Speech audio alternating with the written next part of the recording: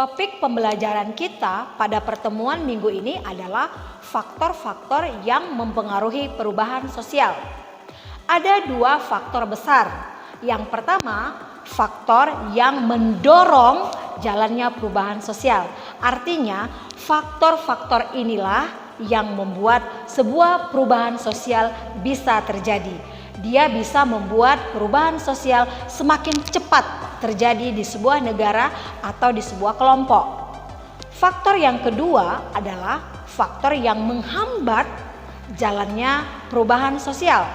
Faktor-faktor ini bisa menyebabkan perubahan sosial tidak terjadi atau perubahan sosial berlangsung lambat sekali terjadi di sebuah negara atau di sebuah kelompok.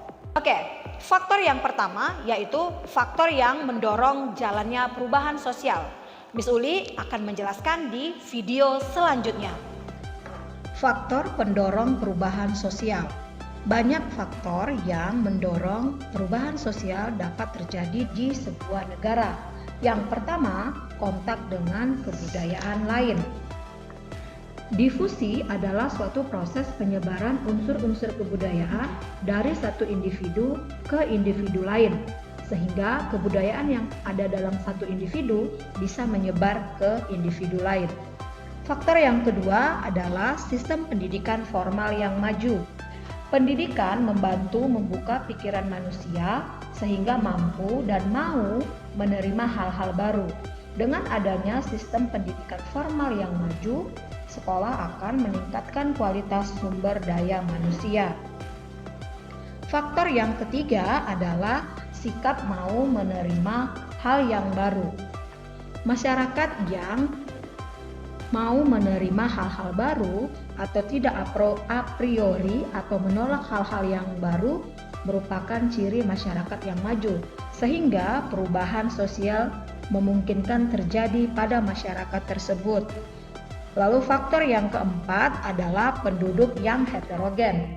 Masyarakat yang terdiri atas kelompok-kelompok sosial yang memiliki latar belakang budaya, ras, ideologi, dan hal-hal lain yang berbeda mempermudah terjadinya pertentangan dan dapat menyebabkan guncangan. Tetapi di sisi lain, penduduk yang heterogen atau beragam bisa mempermudah terjadinya perubahan sosial. Faktor yang kelima adalah sistem terbuka dalam lapisan masyarakat. Sistem yang terbuka berarti banyaknya kesempatan untuk maju atas dasar kemampuan diri sendiri dan dapat mendorong seseorang untuk lebih inovatif. Faktor-faktor lain lebih jelasnya kalian dapat membaca buku teks sosiologi halaman 18 sampai 22. Faktor yang selanjutnya adalah faktor yang menghambat jalannya perubahan sosial. Bisa menghambat atau bahkan perubahan sosial bisa saja tidak terjadi di sebuah negara. Adapun faktor-faktornya yaitu sebagai berikut ini. Selanjutnya adalah faktor penghambat terjadinya perubahan sosial di sebuah negara.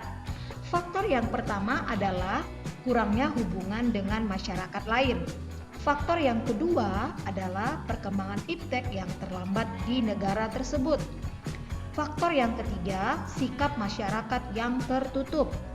Faktor yang keempat, rasa takut pada hal baru.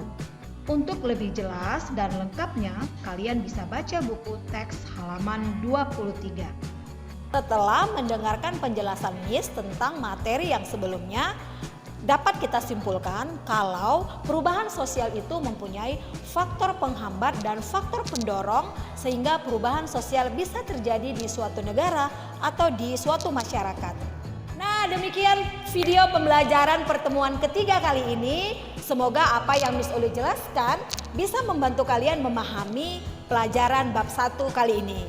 Jangan lupa untuk mengerjakan latihan yang sudah Miss Uli berikan dan tetap mengumpulkannya tepat waktu.